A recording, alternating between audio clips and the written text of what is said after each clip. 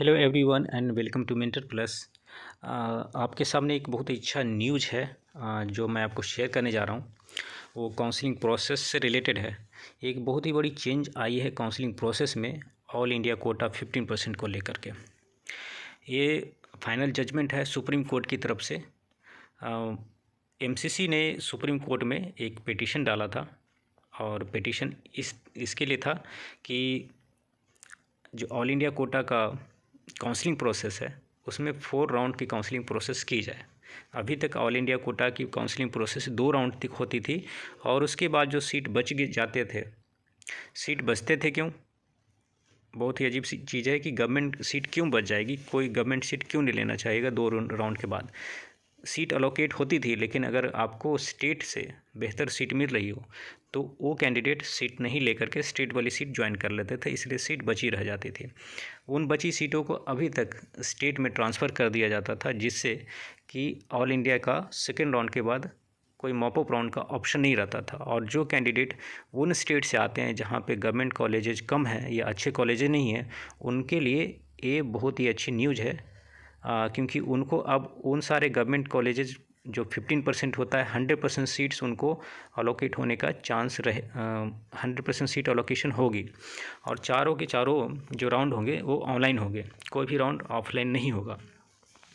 जो रूल्स हैं वो पहले जैसे ही रहेंगे अपग्रेडेशन के, और फ्रेश जो रजिस्ट्रेशन होगी फर्स्ट राउंड सेकेंड राउंड और मॉपअप राउंड में होगी। इससे बेनिफिट उनको होगा जो कैंडिडेट्स चाहते हैं कि ऑल इंडिया कोटा के थ्रू सीट लें। अगर आपको लग रहा है कि ऑल इंडिया कोटा के थ्रू आपको थोड़े से मिस हो जाएंगे गवर्नमेंट सीट लेने से, तो अब वो जो मिस है वो मिस नहीं होगा, क्योंकि अब आपको ऑल इंडिया कोटा में मॉप अप राउंड या स्टे वैकेंसी राउंड में भी सीटें मिलेंगी। तो 2 राउंड और बढ़ गए, जो अपॉर्चुनिटी और बढ़ गई।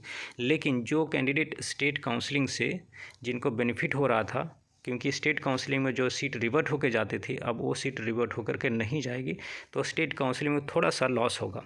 तो स्टेट काउंसलिंग में थोड़ा सा निगेटिव शिफ्ट होगा और ऑल इंडिया कोटा काउंसलिंग में ऑल इंडिया कोटा के कट ऑफ में पॉजिटिव शिफ्ट होगा। तो जो लास्ट ईयर के कट ऑफ देख करके ये डिसीजन ले रहे हैं कि आपको सीट मिलेगी नहीं मिलेगी, उनको दोबारा सोचने की ज़रूरत पड़ेगी।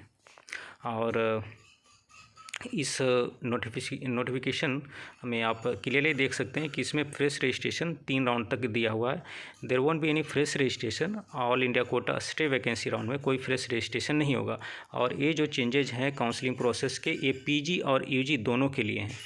और अपग्रेडेशन का ऑप्शन आपका राउंड 2 तक रहेगा। राउंड 2 के बाद कोई अपग्रेडेशन का ऑप्शन नहीं रहेगा। राउंड 1 फ्री एग्जिट रहेगी, जो कि पहले जैसे ही रूल है। मॉप अप राउंड तक अपग्रेडेशन नहीं होगा। राउंड 2 के बाद, राउंड 2 में अगर आपने सीट नहीं ली तो आप फिर भी एलिजिबल हैं कि दूसरे स्टेट में या किसी स्टेट काउंसलिंग में पार्टिसिपेट करके सीट ले सकते हैं। लेकिन राउंड 2 में सीट ले ली तो आप कहीं भी राउंड किसी भी स्टेट काउंसलिंग में या कहीं भी कोई भी काउंसलिंग में आप एलिजिबल नहीं रह जाते हैं काउंसलिंग करने के लिए। तो राउंड 2 में सीट लेने के बाद ना तो अपग्रेडेशन होगा और ना ही कहीं पे एलिजिबिलिटी बनेगी, क्योंकि आपको 2 राउंड में जो अच्छी सीट मिलनी थी वो मिल गई। तो ये सारे रूल्स हैं।